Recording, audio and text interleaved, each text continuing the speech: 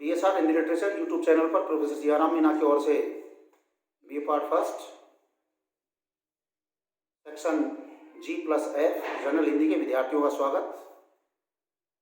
आज के व्याख्यान के लिए आपके पाठ्यक्रम में सम्मिलित विषयकार हैं हरिशंकर परसाई जी।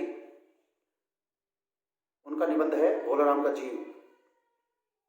भोलाराम का जीव को पढ़ने से पहले हमें सबसे पहले लेखक का परिचय जानना आवश्यक है।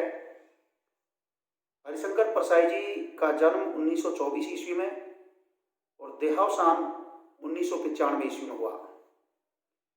मध्य प्रदेश के होशंगाबाद में बाद में जन्मे हरिशंकर परसाई हिंदी के ऐसे लेखक थे जिन्होंने गद्य को धारदार बनाकर व्यंग्य को स्वतंत्र और गंभीर विधा के रूप में स्थापित किया। यानी जैसा हम और आप सभी जानते हैं कि हरिशंकर परसाई जी व्यंग्यकार लेखक के रूप में अपनी पहचान रखते हैं। वे प्रतिबद्ध मार्क्सवादी थे, यानी एक तरह से डेडिकेटेड कम्युनिस्ट थे तथा उन्होंने अपने 3 दशकों तक देश विदेश की हर महत्वपूर्ण घटना पर लिखा।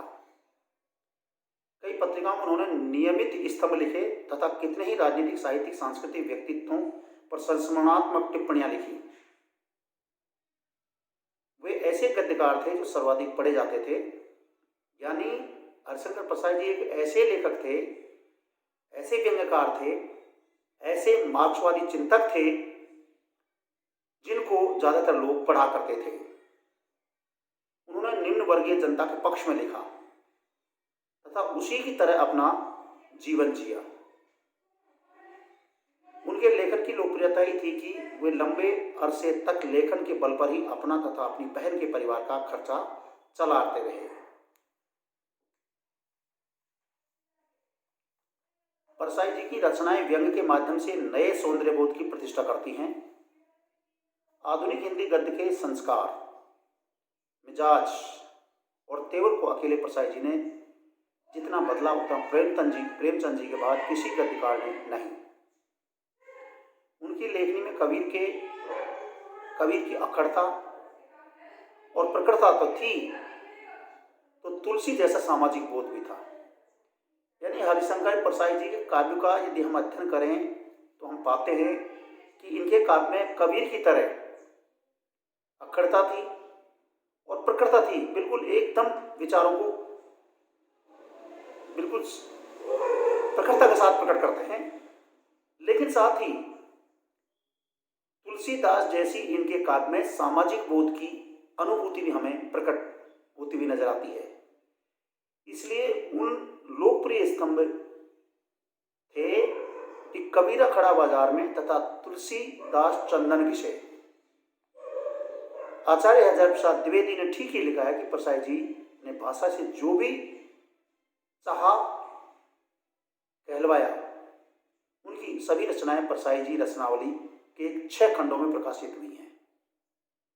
इनकी रचनाओं का एक संग्रह है जिसका नाम है परसाई रचनावली। इसमें इनकी सारी रचनाएं हैं। हिंदी के व्यंग्य लेखकों में उनका नाम अग्रणी है। अग्रणी व्यंग्यकारों के रूप में इनकी पहचान है। परसाई जी की कृतियों में हम देखते हैं तो पाते हैं कि हंसते हैं, रोते हैं। जैसे उनके दिन फिरे कहानी संग्रह है, रानी नागफनी की कहानी, तो दूसरा है इनका तट की खोज, एक उपन्यास है। तब की बात और थी, भूत के पांव पीछे, बेईमानी की परत, पगडंडियों का जमाना, सदाचार का ताबीज, शिकायत मुझे भी है और अंत में निबंध संग्रह, वैष्णव की फिसलन, तिरछी रेखाएं, ठिठुरता हुआ गणतंत्र, विकलांग श्रद्धा का दौर, व्यंग्य संग्रह इनके उल्लेखनीय हैं जिनका हम आपके सामने उल्लेख कर रहे हैं। इस प्रकार से जो परसाई जी हैं, यदि सार रूप में कहूँ तो ये व्यंग्यकार के रूप में ही अपनी पहचान साहित्यिक जगत में बनाई हुई है, साहित्यकारों में गिने जाते हैं। इनके द्वारा लिखा गया जो रचना है, जो लिखी गई जो रचना है आपके पाठ्यक्रम में जो है वो है भोलाराम का जीव। भारतीय जीवन के पाखंड, भ्रष्टाचार, अंतर्विरोध, बेईमानी आदि पर लिखे उनके व्यंग लेखकों ने शोषण के विरुद्ध साहित्य की भूमिका का निर्वाह किया। भोलाराम का जीव एक ऐसी रचना है इनकी कि जिसमें भारतीय समाज की प्रशासनिक, राजनीतिक जो स्थिति है और उस में अंदर जो भ्रष्टाचार, बेईमानी, लाल फीताशाही, कामचोरी इत्यादि जो भावनाएं भरी हुई हैं उन पर हरिशंकर प्रसाद जी ने करारा व्यंग किया है। उनका व्यंग लेखन परिवर्तन की चेतना पैदा करता है। जो भी कुछ लिखते हैं उसको पढ़कर, उसका अनुशीलन करके, उसका चिंतन करने पर ये पाते हैं कि निश्चित रूप से वो समाज में, राजनीति में या प्रशासन में एक बहुत बड़ी बदलाव की चेतना पैदा करते हैं। कोरे हास्य से अलग यह व्यंग आदर्श पक्ष में अपनी उपस्थिति दर्ज कराता है। ये जो भोलाराम का जीव है ये केवल हास्यास्पद ही स्थिति पैदा करने वाला प्रतीत नहीं होता है, बल्कि ये हमारे लिए एक बहुत बड़ा प्रेरणास्पद रचना प्रतीत होता हुआ नजर आता है। सामाजिक, राजनीतिक, धार्मिक पाखंड पर लिखे उनके व्यंगों ने व्यंग साहित्य के मानकों का निर्माण किया है। परसाई जी बोलचाल की सामान्य भाषा का प्रयोग करते हैं, किंतु रचना के अनूठेपन के कारण उनकी भाषा की मारक क्षमता बहुत बढ़ जाती है। यह उनका प्रतिनिधि व्यंग है। भोलाराम का जीव एक व्यंग रचना है जिसमें उन्होंने फैंटेसी के माध्यम से वर्तमान भ्रष्टाचार की तहों को खोला है।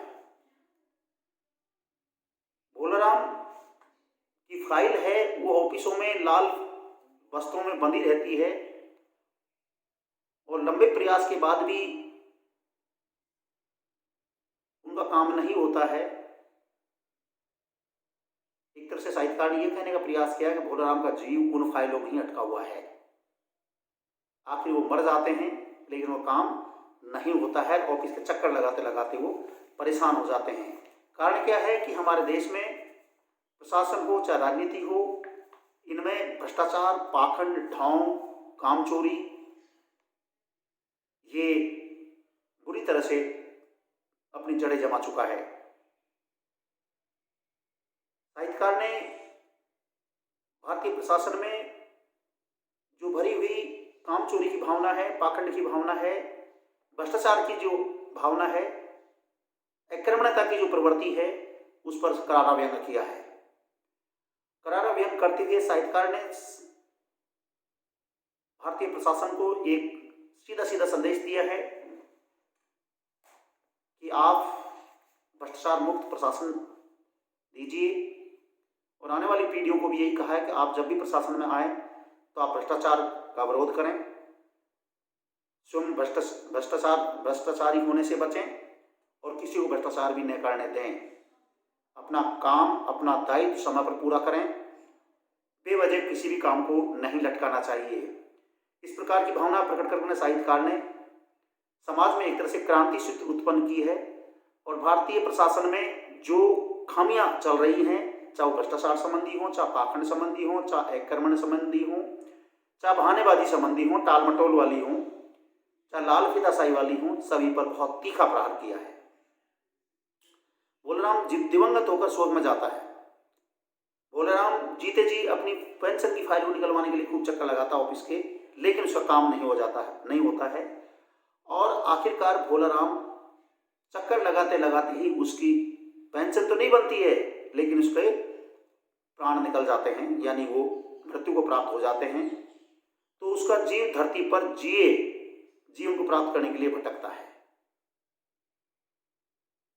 यानी भोलाराम का जो जीव है मर जाने के पश्चात भी धरती पर जो भी उसने जैसा जीवन जिया उसको सही मायने में प्राप्त करने के लिए पुनः भटकता है। इस प्रकार से साहित्यकार ने भोलाराम का जीव नामक व्यंग्यात्मक रचना के माध्यम से समाज की, प्रशासन की, राजनीति की जो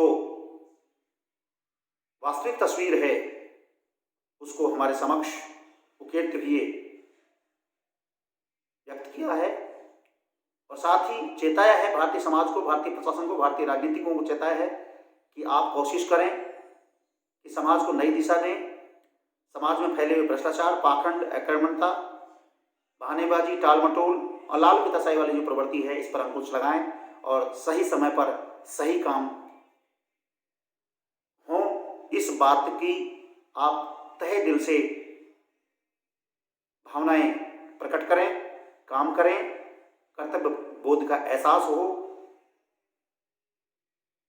इन्हीं भावनाओं के साथ भोलाराम का जीव नामक जो आपकी व्यंग्यात्मक रचना है आपके पाठ्यक्रम में, इस पर मैं अपना व्याख्यान पूरा करता हूँ। आप सभी को बहुत बहुत धन्यवाद।